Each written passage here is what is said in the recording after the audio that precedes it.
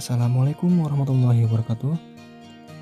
Apa kabar anak-anakku semua? Semoga kita selalu diberikan kesehatan dan diberikan rasa semangat tentunya dalam melaksanakan kegiatan belajarnya. Baik, kali ini kita akan membahas materi yang berjudul teks ulasan. Sudah siap semuanya? Kalau sudah siap, marilah kita langsung ke pembahasannya. Sebelum kita bahas lebih lanjut, kita cari tahu dulu apakah pengertian dari teks ulasan. Coba apakah teks ulasan itu? Pengertiannya, teks ulasan adalah sebuah teks yang berisi komentar, saran, kritik, pendapat tentang suatu karya. Jadi yang dikritik itu sebuah karya. Karya kan banyak jenisnya, jadi terserah kita mau membahas atau mau mengulas karya apaan. Pertanyaan berikutnya, sekarang apa saja sih karya yang dapat diulas? Nah, tadi kan karya itu banyak. Kita akan sebutkan contoh-contohnya. Yang pertama yang bisa diulas itu ada buku. Buku juga banyak jenisnya kan. Ada buku fiksi dan juga ada buku non fiksi. Itu kalau buku. Yang kedua ada film atau drama. Selain film dan drama yang bisa diulas yaitu musik dan lagu. Jadi ada 3 contoh karya yang dapat diulas. Meskipun masih banyak lagi ya karya-karya yang bisa diulas. Misalnya seperti produk juga itu bisa diulas. Produk makanan, produk apa saja itu kita bisa ulas sesuai keinginan kita untuk mengulas karya apa. Bisa karya seni, seni rupa, dan karya-karya seni lainnya. Ini contoh 3 contoh karya. Selanjutnya kita akan bahas unsur-unsur teks ulasan. Yang pertama, mencantumkan identitas karya. Jadi dalam identitas karya ini, setiap identitas, kalau karya yang diulasnya berbeda, identitasnya pun akan berbeda. Contohnya nih, yang pertama ada buku. Buku identitasnya biasanya ada judul, pengarang, penerbit, tahun terbit, tebal atau jumlah halaman.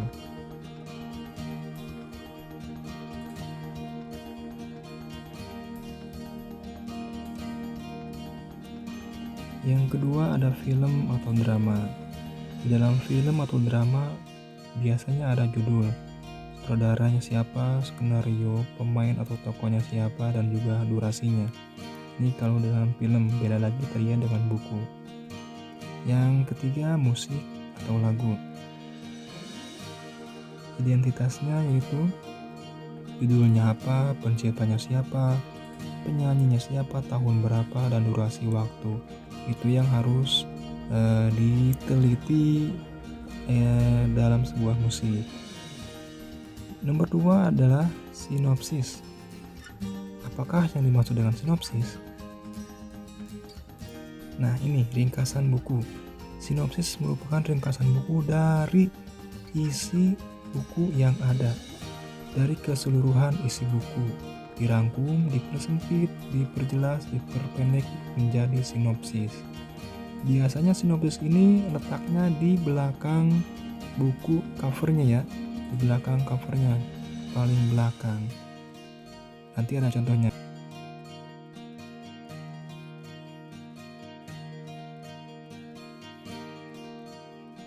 Nah, ini contohnya seperti ini. Contoh sinopsis. Nah, seperti ini bentuknya. Jadi sinopsis seperti yang tadi saya bilang biasanya berada di paling belakang buku atau di covernya. Ini perhatikan saja, kalau tidak terbaca cukup perhatikan. Seperti itu bentuknya. Yang ketiga, kekurangan dan kelebihan karya. Untuk kekurangan dan kelebihan karya ini tergantung sudut pandang si pembaca, si pendengar. Jadi akan berbeda-beda nanti pada saat menentukan kekurangan dan kelebihan sebuah karya. Karena kan setiap orang pasti memiliki sudut pandang yang berbeda. Contohnya, ini yang kita amati yaitu buku.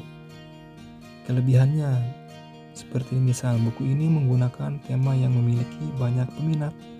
Yang keduanya, banyak menampilkan kelucuan yang mengundang tawa.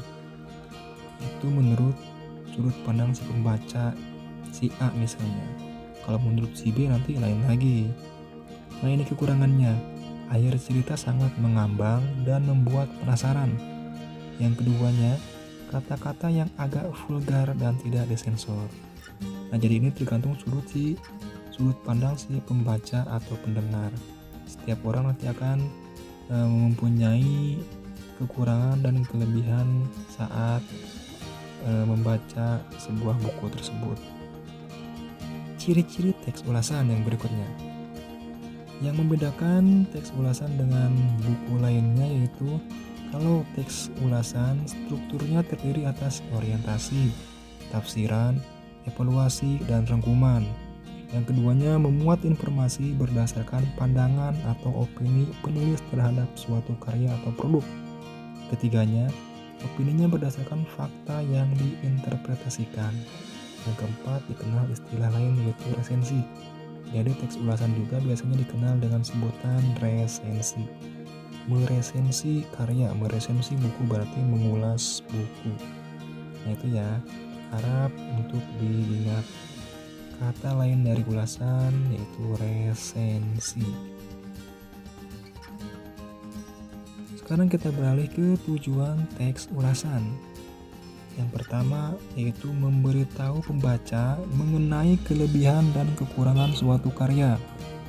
Itu yang pertama. Jadi memberitahu apa sih kelebihan dan kekurangan karya tersebut. Karya kan tadi banyak ya. Yang keduanya yaitu menyampaikan sudut pandang atau penilaian individu terhadap suatu karya. Ketiga, membantu pembaca untuk mempertimbangkan suatu karya yang akan dibaca atau dilihat. Dan yang keempat, memberikan suatu informasi kepada publik. Baik, itu tujuan teks ulasan. Demikian pembahasan pelajaran kali ini.